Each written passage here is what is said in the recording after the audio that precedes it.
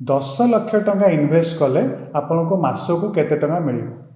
ଆପଣ ଧର 10 ଲକ୍ଷ ଟଙ୍କାର ଫିକ୍ସ ଡିପୋଜିଟ୍ କରୁଛନ୍ତି, ତାହେଲେ ପାଖାପାଖି ସବୁ ବ୍ୟାଙ୍କ ଅବିକା 6.4% ଇଣ୍ଟରେଷ୍ଟ ଦେଉଛନ୍ତି ଫିକ୍ସ ଡିପୋଜିଟ୍ ଉପରେ। ପ୍ରତ୍ୟେକ ମାସରେ ଆପଣ ଧର ନନ୍ କ୍ୟୁମୁଲେଟିଭ୍ ଫିକ୍ସ ଡିପୋଜିଟ୍ କଲେ ଆପଣଙ୍କ ବ୍ୟାଙ୍କ ଆକାଉଣ୍ଟକୁ ପ୍ରତ୍ୟେକ ମାସରେ 5,300 ଟଙ୍କା ଆସିଯିବ।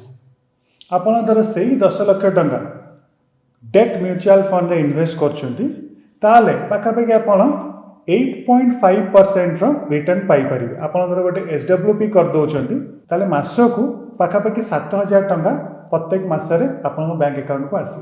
एफडी रु 5,300, डेट म्यूचुअल फंड रु पाखापाखि 7,000।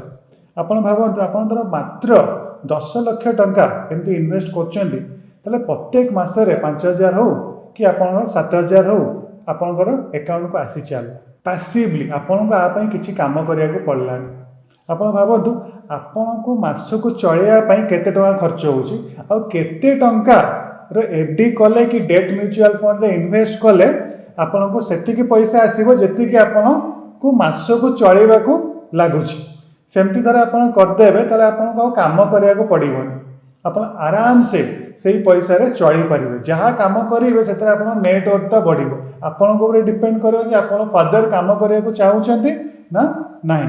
आकु कुआ जे फाइनेंशियल प्लानिंग। ए वीडियोटा को आपन फैमिली और क्लोज फ्रेंड सर्कल रे शेयर कर दो।